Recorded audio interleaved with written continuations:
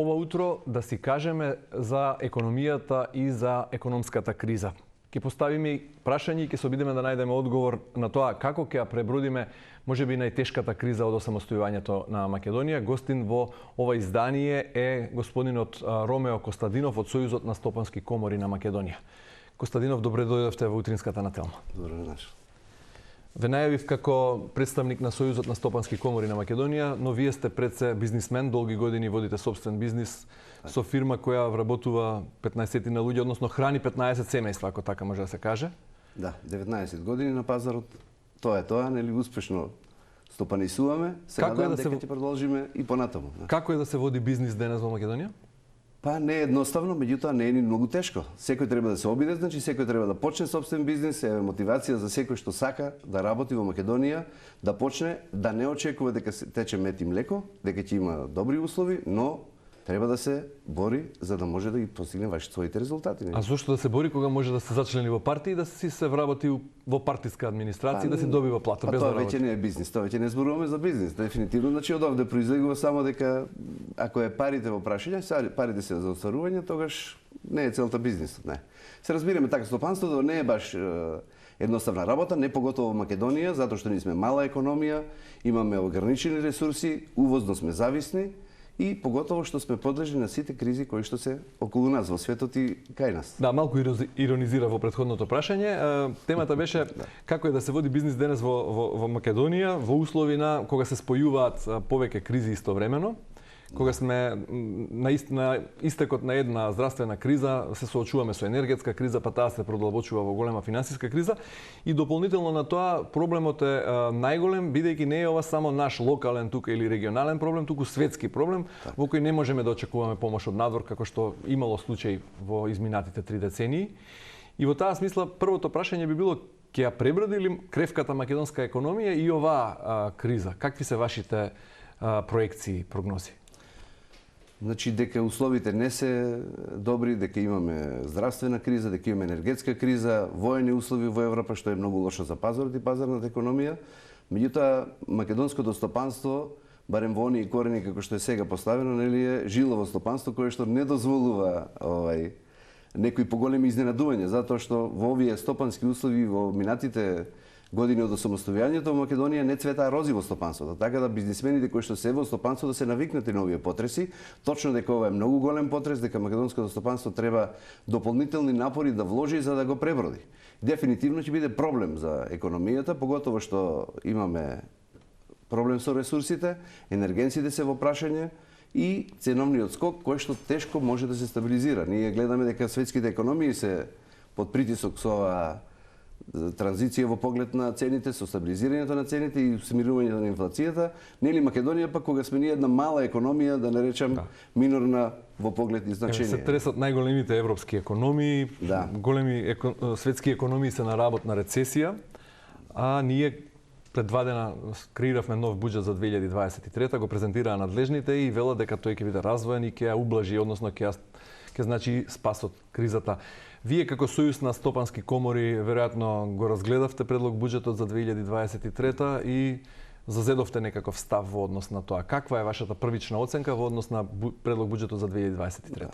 Во Сојузот на стопански комори превладува дека е предимenzionиран буџетот, мислењето дека со овој буџет само ќе се зголеми потрошувачката, дека не се решени многу актуелни прашања кои што престојат, например она што е прашањето основно се поставува во текот на периодот капиталните инвестиции и нивната реализација, не само поставувањето како ставка во буџетот, туку и нивната реализација, системските решенија, преобраната администрација, значи сепак тоа ќе биде голем проблем за реализацијата на овие поставки, односно ставки во буџетот. Во овој поглед, нели, Сојузот на стопански комори дава и активни мерки и решенија за тоа, но затоа претпоставувам дека ќе ги нашиме резултатите малку покасно, односно ќе позборуваме покасно за тоа како ние мислиме да ја пребродиме оваа криза, односно како Македонија да помине низ. Да, рековте, претходно треба да се отстранат некои недоречености, односно слабости, за да се креира ваков буџет. Буџетот за наредната 2023 година ќе тежи рекордни.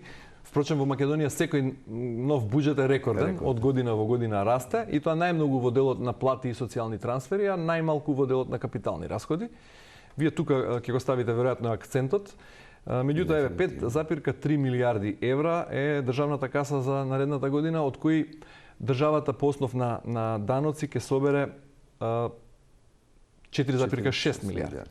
Останува голем буџетски дефицит и на тоа се надополнуваат ратите што ќе доспеваат за враќање од претходните задолжувања. Што е најголемиот предизвик во генералната слика вака кога ќе го поставиме буџетот? Значи, прво и основно е како да се соберат овие приходи.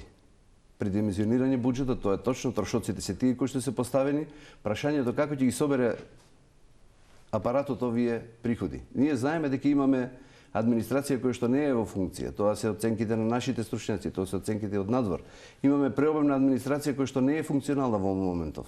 Не дека не се пополнети позициите кои што се потребни за извршување на задачите. Меѓутоа, стравуваме дека ова предимenzionирана милиардска цифра од 5,7 милиони евра ќе биде, милиарди евра ќе биде не собрана до крајот на годината. Второ, капиталните инвестиции кои што се исто така повисоки од минатогодишниот период, само да споменеме дека 37% сегашната реализација на овие капитални инвестиции од оваа година, од овој буџет. Дали да очекуваме иста ситуација? Сигурно дека ќе има ребаланс, затоа што е предимenzionирана и оваа цифра, и во моментов тешко да се очекува дека ќе можат сите овие капитални инвестиции да се изреализираат во наредната година. Прашањето на тие капитални инвестиции внатре во структурата на капиталните инвестиции е дополнително прашање. Капитални инвестиции како такви се окей, меѓутоа колку тие допринесуваат за идниот развој? Дали тие се полна развој, дали се носител? Еве, тие 700 милиони евра кои се предвидени во капитални расходи, за капитални инвестиции, меѓу 350 и 400 милиони се предвидени за асфалтирање и изградба на нови патишта. Да, заглавивме со патиштата некако низ годиниве. Да, имаше такви проекции и прогнози од претходните години, гледаме каква е состојбата, се пролонгираат роковите, прераспределба на средства да се врши, значи во моментот нели капиталните инвестиции за патиштата се полна растеж, меѓутоа нели и неопходно ни се потребни. Во патната мрежа на Македонија превладуваат стари застарени патишта од 80-тите години од екс-Југославија. Значи ние имаме патна структура која што не е доразвинета. На Босна и Херцеговина успеа да стави 30% од патната мрежа во нови автопатишта. Ние не стигнавме до таа цифра. Второ, и она што се почнува како проекти не се завршуваат. Дали имаме проблем со наоѓањето на работна сила, на позиции за работа, или имаме проблем со нерешени инфраструктурни прашања, односно зголемување на цените кои што отпосле се откриваат, тоа е прашање на експертите, нели тие би требало да го нагласат тоа. Меѓутоа Македонија очајно и требаат патишта, подобра инфраструктура, а не да очекуваме пак понатаму почнуваме со градба, не завршуваме за многу години. Значи тоа е смрт за една економија како што е македонската. Ние имаме и други проблеми. Со самата инфраструктура на патишта не можете да очекувате нови туристи. Туризмот ни е на ниски гранки. За жал, нели, она што ние би требало да ја разиграме нашата економија во поглед на туризмот, прехранбената индустрија, Македонија има нели потенцијали на раст во овој сектор, ние тоа не го правиме преку овие капитални инвестиции. За жал, нели, многу поголем напор треба да се вложи за да овие капитални инвестиции се реализираат до крајот на предвидениот период. Согласно проектираните капитални инвестиции од 700 милиони евра, државата предвидува економски раст проектиран на 2,9% и покрај оценките на Светската банка дека сме на работна рецесија, значи сепак се прогнозира во 2023 македонската економија да порасне за 2,9%, не доволно, меѓутоа сепак раст. Инфлација да се врати на нивото од 7,1, односно да се ублажи, да се исконтролира и да се позиционира на 7,1%. А надворешниот долг да не го надмине прагот од 60% од бруто домашниот производ. Колку кога се прават тие економски параметри, кога се балансираат, може да се проектира раст во услови на ова што досега го зборувавте и го опишувавте, а кога капиталните инвестиции ќе изнесуваат 700 милиони евра, можат ли тие капитални инвестиции од 700 милиони евра да продуцираат економски раст од 2,9%? Или, како што рековте, многу бргу, веројатно уште во првиот квартал од 2023 ќе бидеме соочени со потребата од ребаланс и дел од тие, како што обично бива, капитални расходи ќе се пренаменат на некоја ставка каде што ќе биде по приоритетно, каде што ќе гори, ако може така да се каже. Најверојатно општиот заклучокот дека ова е преоптимистичко сценарио за македонската економија. Први, зафаќањето од стопанството е преобемно. Со 37% од бруто домашниот производ зафаќање во буџетот. Ова е преголема ставка за македонската економија. Значи, ние имаме преобемна администрација, тоа би требало да се среди на некој начин, да се стави во функција на стопанството. Второ, овие капитални инвестиции се очекува дека во тек првиот нареден тромесечен, четиромесечен период, нели, првите 3-4 месеци во текот на наредната година ќе доживее првиот ребаланс, затоа што е неодржливо. Прво имаме зголемена инфлација, инфлацијата што е проектирана е на некои 8%. Меѓутоа тоа е исто така преамбициозна, да не речем, ставка, односно процент кој што не е одржлива барем за македонската економија. На македонската економија во моментот и треба само поттик за енергенси во прва фаза. Во втора фаза секако социјалните трансфери би биле зголемени. Тоа и се очекува. Меѓутоа, капиталните трансфери не би требало да трпат во овој поглед. Единствена светла точка во овој буџет се предвидените капитални трансфери кои што се чини дека се нереални за остварување. Затоа што не се излезени по позиции за да видиме кои се тие капитални трансфери и како се предвидени. Точно е дека тие раздвижуваат економијата, но прашањето е да не останеме со почнати неизградени патишта, со почнати недовршени инфраструктурни објекти. Второ, Македонија има потреба од не само подобрување на инфраструктурата, туку и развој на нови инфраструктурни правци. Ние постојано се држиме за некои коридори кои што не се завршени во претходните 20 години. Не направивме некој исчекор за да дојдеме до некоја нова инфраструктура. Тоа ни треба. Очајна е состојбата во поглед на привлекувањето на туризмот, во можностите за исхрана и поддршка на земјоделството. ИПАР програмите кои што постојат од надвор, секако се некоја дополнителна точка, меѓутоа ние имаме проблем со производството на храна. И во ова се што го говорите, се проектира, односно се прогнозира невработеноста до година да стаса до стапка 14,1% невработеност, а до 2027 да падне на 9,4%. Значи, намалување на невработеноста се проектира во услови кога голем број компании, сведоци сме дека се соочуваат со неликвидност, со голем проблем и предизвик да го одржат и постојниот број на вработени. Колку е ова реално битка против невработеноста во услови на криза? Тешко дека ќе имаме намалување на невработеноста, затоа што Македонија се соочува со рекордна невработеност од некои над 15%. Онаа прикриена невработеност што сега ја кажуваат е малку преоптимистичка. За жал, и прогнозите за намалување на невработеноста се чини дека се преамбициозни, барем за делот на македонското стопанство. Во стопанството сега имаме најави поради високите енергенси, поради неодржливоста на исплатата на трошоците кои што повлекуваат од енергенсите, отпуштање на работна сила. Не знам како можеме да предвидуваме ние зголемување на вработувањето кога стопанството упорно апелира за помош во поглед на енергенсите, во поглед на суровините. Не е само енергенството во прашање, ние имаме проблем со основните суровини. Основните прехранбени суровини кои што Македонија ги увезува се драстично скокнати на странскиот пазар. Увозот чини и тоа треба некој да го плати. А ние имаме најава на зголемување на даночните стапки во тој поглед, уште повеќе. Така да оваа потрошувачка што се предвидува во делот на капиталните инвестиции би требало да има некој пол на растеж во смисла на зголемување на вработеноста, но тоа е сепак сектор кој што е во делот на јавната сфера и тој сектор треба да направи повлекувања на транши, односно исплати према приватниот сектор кој што е носител на вработувањето. Се надевам, не очекуваме ние да вработиме во јавниот сектор, поголема администрација. За да ја намалиме невработеност. Ако тоа е целта, тогаш ќе биде голем проблем за нашата економија. Дополнително ќе се оптовариме. Имам впечаток дека како носителите на јавни функции, бизнисмените, стопанствениците да функционираат на различни фреквенции. Кога зборува бизнисот, вели ние го полниме буџетот, а немаме никаква помош. Од друга страна, кога зборуваме со државни представници кои креираат економските политики, велат добро е, имаме развој, ќе намалиме невработеност. Значи, како разговор на глуви, односно како да се игнорираме комплетно меѓу себе. Во таа смисла би додал само неколку бројки што се интересни да ги искоментирате. Еве, например, социјални трансфери. Најголема ставка во буџетот од вкупната сума 5,3 милиарди колку што треба да потрошиме в година, 3,3, значи повеќе од половина изнесуваат социјалните трансфери. Само за плати во администрацијата, во оваа што ја зборувате дека е преобемна и недоволно ефикасна, 100 милиони евра е растот за 5 години во оваа година односно до 15%. година ќе бидат заплати исплатени 567 милиони евра за плати на јавната администрација.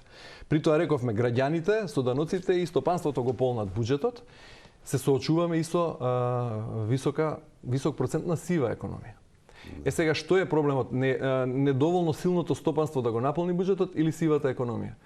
Затоа што очигледно е дека имаме голем буџетски дефицит, односно неефикасност при собирањето на даноците, при полнењето на државната каса.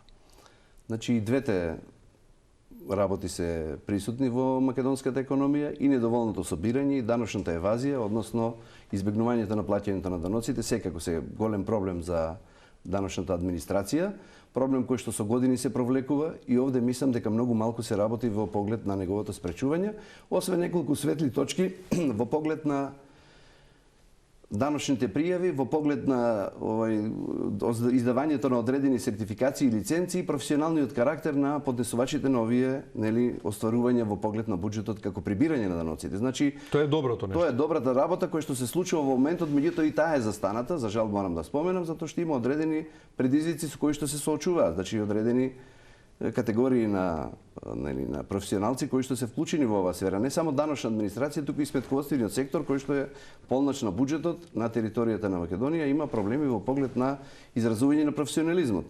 Убаво е замислено, меѓутоа кога ќе почне да функционира? Тоа требаше да почне од 1 јануари 2023 година во смисла на професионални квалификации, сертификации кои што ќе можат да возможат поднесување на пријави од професионални лица кои што ги разбираат и имаат целосна одговорност во поглед на поднесените даночни пријави. Не е само, ние имаме сега во Македонија кога воопшто не се поднесуваат даночни пријави, не се искажуваат обврските за данокот. Колку се тие избегнувања кои што не се познати во сивата зона на економијата, тоа е прашање кое што според стручњаците изнесува дури над 40%. Меѓутоа во овој поглед, еве се прават некои одредени чекори, да кажеме дека прибирањето на даноците, барем во онаа сфера како што е замислено, ќе биде успешно. Буџетот секогаш има алтернатива, казните и прекршоците се алтернатива на полнењето на буџетот, и гледате дека во Македонија се соочуваме со оваа тенденција, иако не би требало да е така. Значи, олеснување на административните процедури како бизнис, стратешка мерка за отпочнување на нови бизниси, за негување на старите бизниси, односно за продолжување на старите бизниси, е прашање кое што мора да го има Македонија решено во овој период, не само со реформата на даночниот систем и со олеснителните процедури во тој поглед. Иако тука касниме многу зад и околината, па и дури европскиот просек.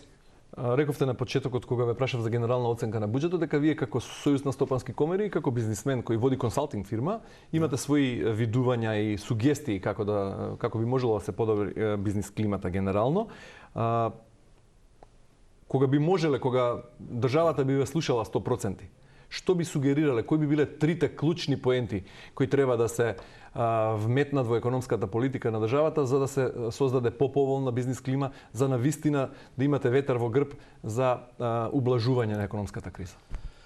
Значи, заклучокот во Сојузот на стопански комори секако се насочува кон смирување на енергенците и политика на овозможување на ефтина електрична енергија, прифатлива за економските услови на Република Македонија. Тоа е првото прашање.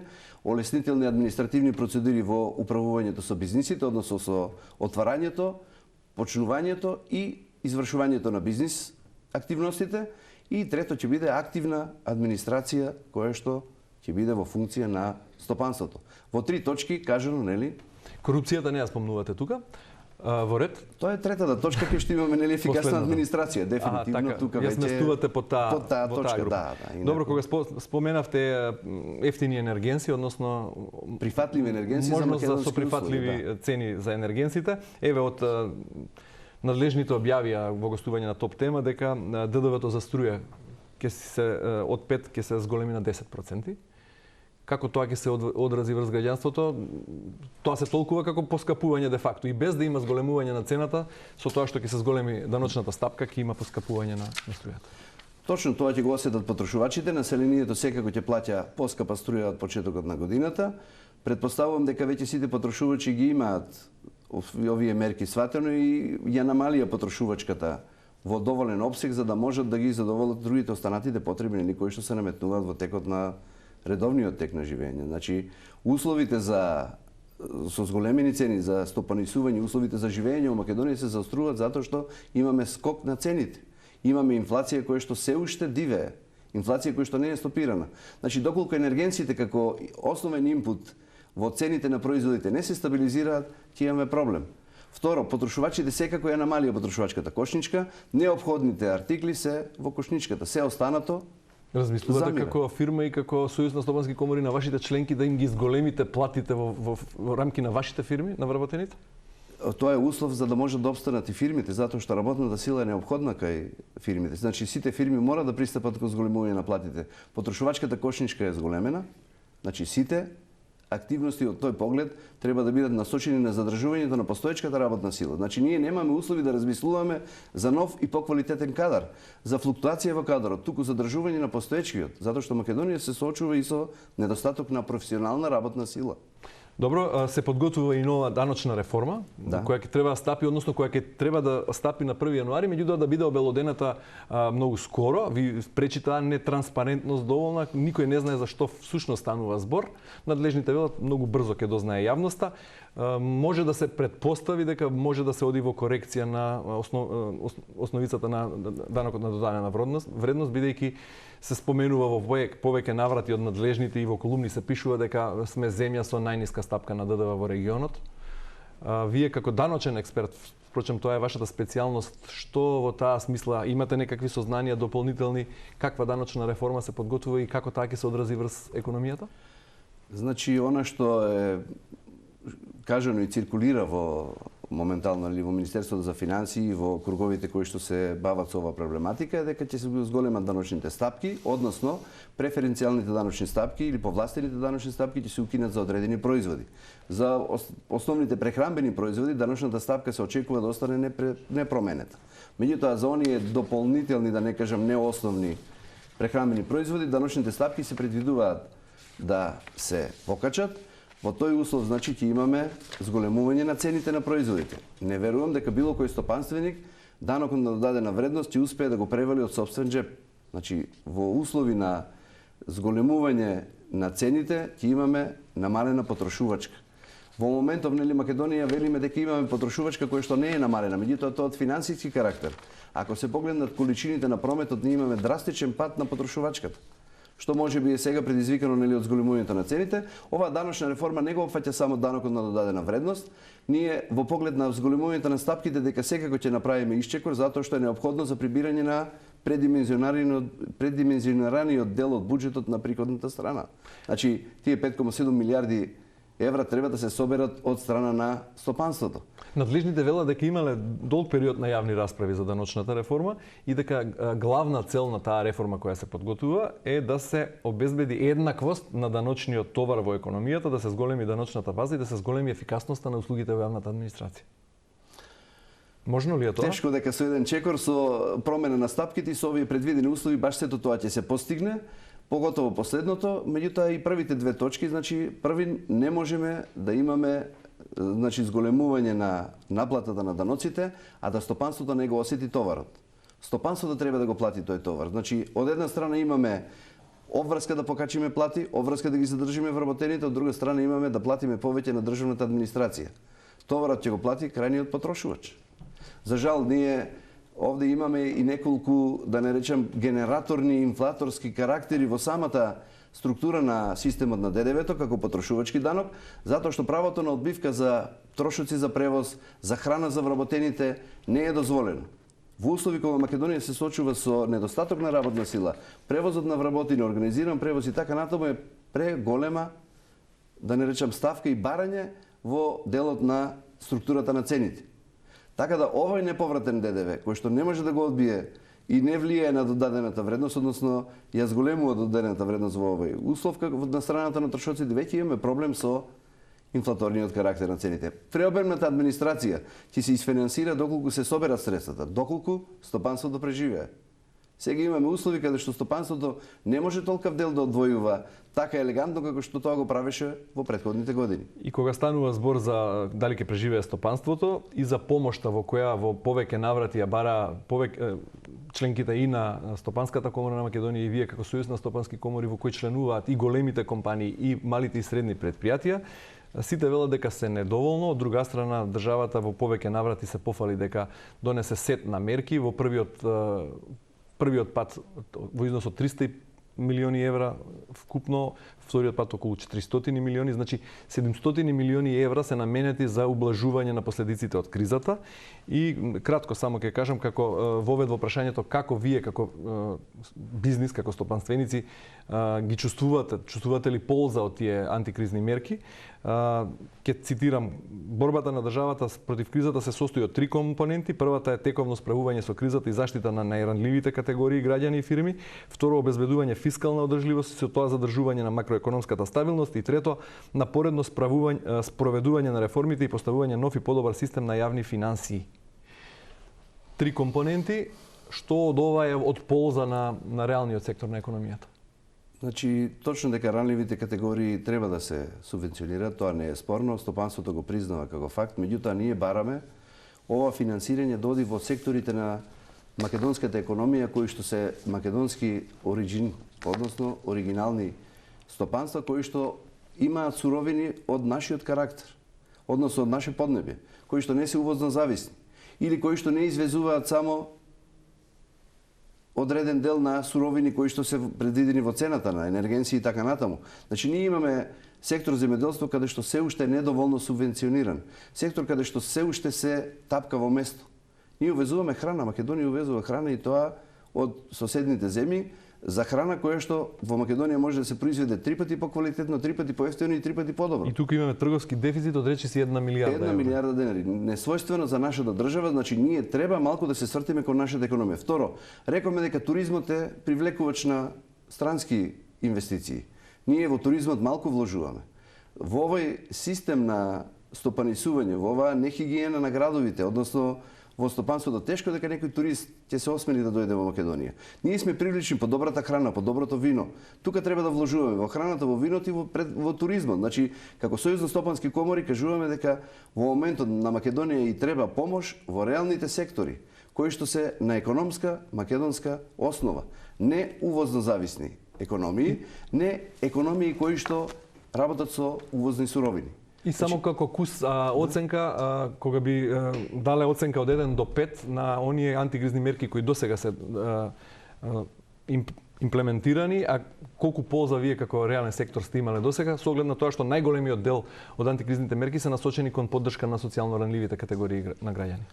Значи, стопанството многу тешко дојде до таа финансиска поддршка, мораме да кажеме, со неколку одложувања, со повеќе наврати, со недоволни средства, со нејасни правила за добивање на таа поддршка, со нејасни правила за враќање на таа поддршка финансиска, односно кои услови треба да бидат променети, кои што стално беа менувани, стално беа поинаку протолкувани. Значи ние бараме точни, прецизни услови за да може стопанството да каже да и да ги предвиди овие текови. Значи не може да очекувате вие од стопанственик да работи во Македонија да не знае колку утре ќе му треба за одредени трошоци кои што произлегуваат од секојдневното работење. Трошоци кои што не се реални. Трошоци на кои што вие сте сметале дека е така, меѓутоа со одредени, да не речам, зафати и така и таму во законите, покасно испаѓа дека тие биле нереални. Македонија исто така има прекин на задолжително социјални придонеси, односно субвенционирање кои што државата сега го врши. На крајот на овој месец ќе имаме и други отпуштања, односно намалување на платите. Вработените сами ќе си заминат, затоа што тие 6000 денари кои што сега беа субвенционирани со придонеси од државата ќе исчезнат. Доколку не се продолжи тоа. Има најава, меѓутоа ништо не се знае. Значи, оваа неизвестност која што во македонското стопанство е све присутна, ги демотивира стопанствениците од нови вложувања, нови инвестиции. Ние не можеме да очекуваме странските инвестиции нас постојано да не влечат напред. Ние мораме да се потпреме на сопствените ресурси. Значи, Македонија има стопанство, може да го направи тоа. Ние имаме незаживеена економија. Туризмот во Македонија е на нула. Многу се мали оние туристички гранки кои што можат за ова е потребна добра инфраструктура, добра хигиена, значи силни јавни предпријатија со добра јавна администрација. Ние постојано тапкаме во место, а знаеме да ги зголемиме буџетските расходи. Знаеме да побараме од стопанството повеќе пари. Да, но почекајте, стопанството не може да го задоволи овој ваш услов.